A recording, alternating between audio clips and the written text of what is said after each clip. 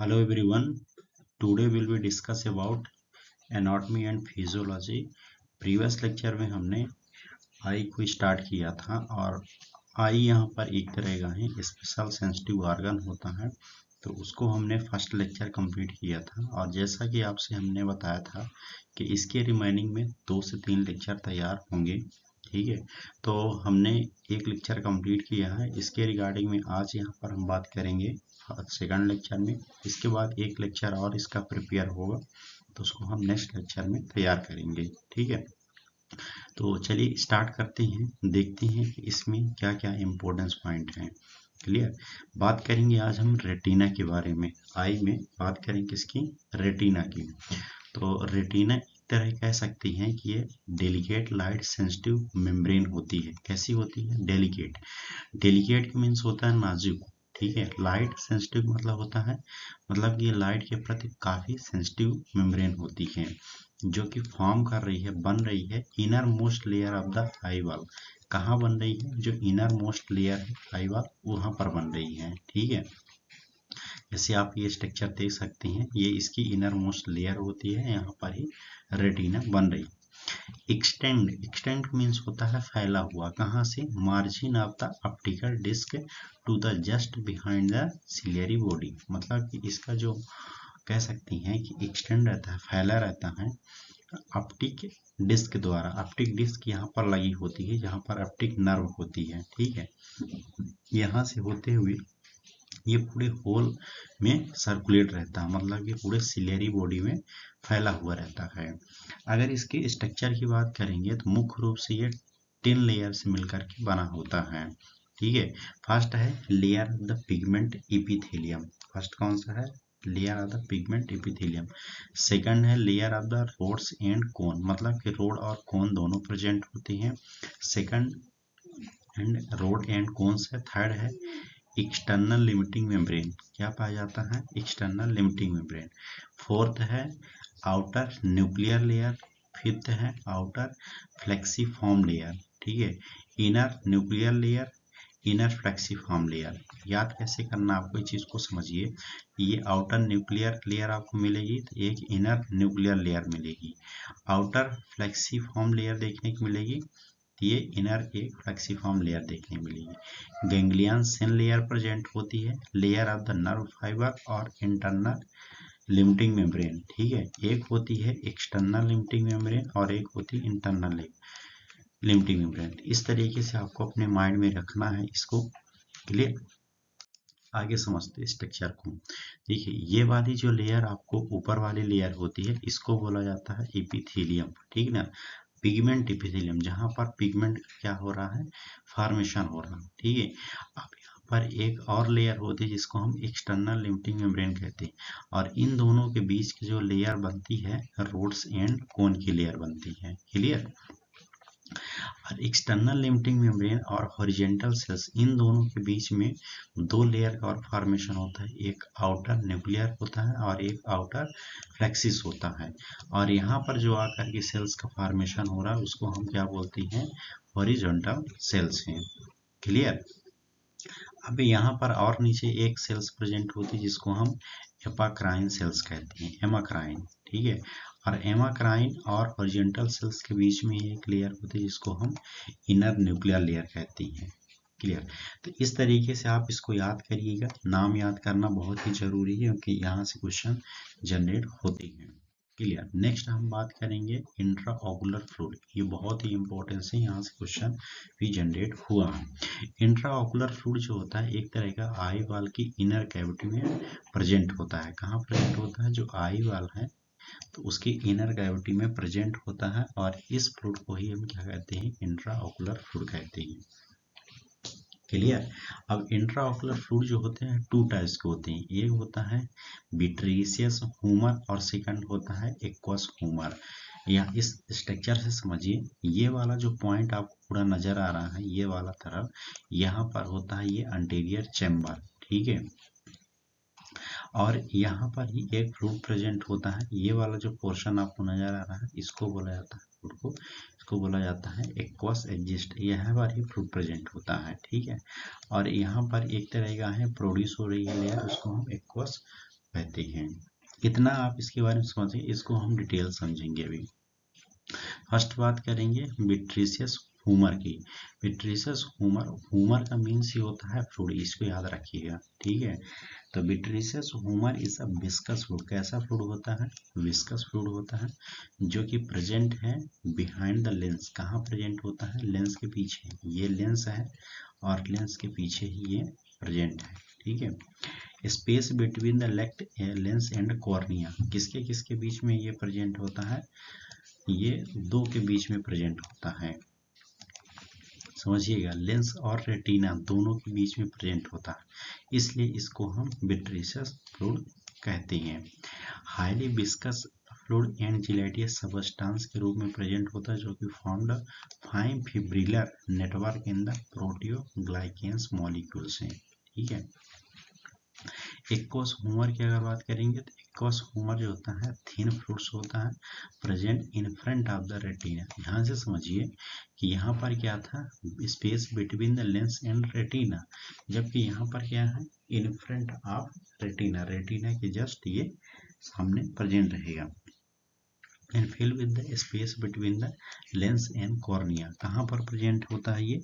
Lens और cornea के बीच में, जबकि ये कैसा था? लेंस और रेटिना के बीच में था। और कहाँ प्रेजेंट था? Behind the lens. Space is divided into the anterior and posterior chamber. ये दोनों जो स्पेस डिवाइड हो रहा है अंटीरियर और पोस्टीरियर, जैसे ये एक अंटीरियर है और इसके पीछे वाला पार्ट्स पोस्टीरियर है, ठीक है। बाय द आइरिस, किसके द्वारा हो रहा है? आइरिस के द्वारा। यहाँ पर ये आइरिस प्रेजेंट होती है। Both chamber communicate with the each other in the pupils. और दोनों चैम्बर किससे कम्युनिकेट कर रहे हैं? प्यूपिल से। क्लियर, इतना इसके बारे में समझ गए। नेक्स्ट पॉइंट समझिए इसकी प्रॉपर्टीज। जो फ्लूइड्स इसमें प्रेजेंट है एक्वस फ्लूइड्स, इसकी प्रॉपर्टीज क्या है? वॉल्यूम की बात करेंगे तो 0.13 ml होता है। रिएक्शन और पीएच की बात करेंगे तो 7.5 रहता है और एल्कलाइन पीएच होती है, ठीक है। विस्कोसिटी 1.029 होती है, जबकि रिफ्रैक्टिव इंडेक्स इसका 1.34 होता है। क्लियर। कंपोजिशन की बात करेंगे तो एक्वस जो ह्यूमर फ्लूइड्स होता है इसमें 98.7% वाटर कंटेंट होता है। रिमेनिंग 1.3% क्या है? Solid material. सॉलिड में दो पार्ट्स, एक ऑर्गेनिक और एक इनऑर्गेनिक। ऑर्गेनिक में albumin, globulins, glucose, pyruvate, lactate, urea, ये सभी प्रेजेंट होते हैं। कभी कभार क्वेश्चन पूछ देगा कि इनमें से जो होता है कौन सा सबस्टांस रेटिना में ये कह सकते हैं कि आइरिस में प्रेजेंट होता है। याद रखिएगा एल्बुमिन भी मिलेगा, ग्लोबुलिन्स भी मिलेगा, ग्लूकोज, पायरुवेट, लैक्टेट, यूरिया दोनों। इधर sodium, calcium, potassium, magnesium chloride, phosphate और बाइकार्बोनेट, ये सभी सबस्टांस किसमें मिल रहे हैं? इनऑर्गेनिक रूप में। नेक्स्ट समझिए इसका फॉर्मेशन। फॉर्मेशन कैसे हो रहा है? एक्चुअल में इसका जो फॉर्मेशन होता है दो जगह से होता है। पूरे जो सिलियरी बॉडी है, ठीक है ना, ये वाली जो सिलियरी बॉडी है, ये सिलियरी बॉडी के चारों तरफ इन फुटका रहता है। ये लेंस है और ये लेंस के बीच में, ठीक ना, ये जो आपको नजर आ रहा है ये लेंस के बीच में एक्वस ह्यूमर फ्लूइड्स प्रेजेंट होता है, ठीक है। कहाँ पर? लेंस के बीच में। और इसका जो फॉर्मेशन हो रहा है, formation in the aqueous humour, कहाँ पर प्रेजेंट हो रहा है? इस एरिया में हो रहा है। इधर जो होता है स्पेस ऑफ द फ्रंटाना प्रेजेंट होता है, जिसको हम रेटिना भी कहते हैं। और यहाँ पर कैनाल ऑफ द स्नेल होता है और ये सिलियरी बॉडी होती है। अब इन फ्लूइड को ध्यान से समझिए, यहाँ पर कौन सा फ्लूइड प्रेजेंट है? एक्वस। और ये जो पूरा फ्लूइड्स प्रेजेंट है इसको बोला जा रहा है ब्रिटियस, ठीक है। तो यहाँ पर होता क्या है कि दोनों को डिफ्यूजन के रूप में, ठीक है, कैसे हो रहा है? डिफ्यूजन के रूप में ये एक्सचेंज हो रहा है। क्लियर, इतना आप इसके बारे में समझ गए। और इसका जो फॉर्मेशन होता है इस फ्लूइड का है, इसको याद रखिएगा कि anatomy of the ciliary process and the aqueous humour in form the surface, मतलब इसकी सिलियरी प्रोसेस के द्वारा ही इसका फॉर्मेशन होता है। जो मतलब कि सिलियरी प्रोसेस इसमें होगी वहां से ही इस फूड का फॉर्मेशन होता है। इतना एक पॉइंट अपने माइंड में रखिएगा। समझिए इसको ओवर कैसे हो रहा। एक्चुअल में यहाँ पर समझिए कि ये formation of the ciliary process से एक्वस ह्यूमर फ्लूइड का फॉर्मेशन हुआ। ये पहुंचा कहाँ? Through the space between the suspensory ligament. ठीक है, अब ये यहाँ से होते हुए कहाँ पर जाएगा? पोस्टीरियर चैम्बर के पास जाएगा। पोस्टीरियर चैम्बर से होते हुए प्यूपिल्स के पास जाए। अब ये प्यूपिल्स जो होता है अंटीरियर चैम्बर में इसको ढकेल देगी इस फ्लूइड को, ये फिर लिम्बस में जाएगा। लिम्बस से होते हैं ये ट्रेबिकुलाई में जाएगा। ट्रेबिकुलाई का मतलब होता है सहायक, जो वहाँ पर नलियाँ बनी है वहाँ पर जाएगा, कैनाल में समा जाएगा। कैनाल से होते हुए वेनस सिस्टम की एक्वस वेनस में प्रवेश कर जाएगा। तो कुछ इस तरीके से इसका फॉर्मेशन होता है। तो ज़्यादा नहीं, अपने माइंड में थोड़ी सी रखिएगा इसको। क्लियर। फंक्शन की अगर बात करेंगे कि ये कार्य कैसे करता है, तो maintain the shape of the eye wall, मतलब कि जो आई वाल होती है उसके शेप को मेंटेन करता है। मेंटेन द इंट्राओकुलर प्रेशर, किसको मेंटेन कर रहा है? Intraocular pressure. Provide the nutrient oxygen electrolyte to the avascular structure such as the lens and cornea. अब यहाँ पर एक इम्पोर्टेंस पॉइंट बताने जा रहे हैं, हमेशा याद रखिएगा कि आई में जो लेंस और कॉर्निया होती हैं ये कैसे होते? ए वास्कुलर आर्गन होते। ए वास्कुलर आर्गन मतलब है जिसमें वेन्स और आर्टरी किसी प्रकार की सप्लाई नहीं होती है। ठीक है, उसको बोला जाता है। Remove the metabolic and product from the lens and cornea. Lens और कॉर्निया में जो मेटाबॉलिक एंड प्रोडक्ट प्रेजेंट होगा, यूरिया वगैरह, उसको क्या करेगा? ये इलिमिनेट करने का काम करेगा। इतना इसका इम्पोर्टेंस फंक्शन याद रखिएगा। नेक्स्ट हम समझते हैं इसका लेंस है। लेंस क्या होता है कि आई वाल में प्रेजेंट एक क्रिस्टलाइन स्ट्रक्चर होता है। ठीक है, कैसा स्ट्रक्चर होता है? क्रिस्टलाइन स्ट्रक्चर, जो कि प्यूपिल के बिहाइंड प्रेजेंट होता है।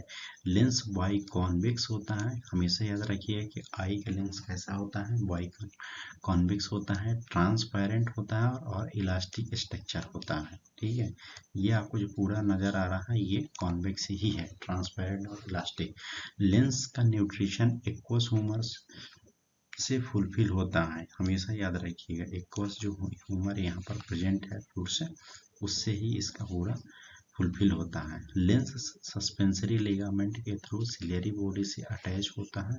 लेंस लाइट रेज को रेटिना में फोकस करने का काम करता है। ठीक है, लेंस की जो फोकल लेंथ होती है, इसको याद रखिएगा, लेंस की जो फोकल लेंथ होती है 44 mm होती है, जबकि इसका रिफ्रैक्टिव जो पावर होता है तो 23D होता है। ठीक है, कितना होता है? 23D, इसको याद रखिएगा। अब ये लेंस जो होता है 3 कंपोनेंट से मिलकर बना होता है। फर्स्ट है कैप्सूल, सेकंड है अंटीरियर एपिथेलियम और थर्ड है लेंस सबस्टांस। क्लियर। अब इन तीनों को हम थोड़ी सी डिटेल्स में समझ लेते हैं। कैप्सूल क्या होता है? कैप्सूल एक हाईली इलास्टिक मेम्ब्रेन होती है जो कि लेंस को कवर करने का काम करती है। ठीक ना, ये वाला जो पॉइंट आपको जो ब्लैक कलर का पूरा नजर आ रहा है, ठीक है, बाहर की ओर, इसी को बोला जाता है लेंस कैप्सूल। ठीक है, जो कि ये हाईली इलास्टिक मेम्ब्रेन होती है। अंटीरियर एपिथेलियम की बात करेंगे तो कैप्सूल की अंटीरियर वॉल की इनर सरफेस पर क्यूबॉइडल एपिथेलियम प्रेजेंट होता है जो कि लेंस के सबस्टांस को बनाता है। ये जो पॉइंट आपको नजर आ रहा है अंदर की ओर, ठीक है, ये वाला जो ग्रीनिश टाइप ब्लूइश का टाइप का नजर आ रहा है, इसी को बोला जाता है अंटीरियर एपिथेलियम। ठीक है, कैसा होता है? Anterior epithelium.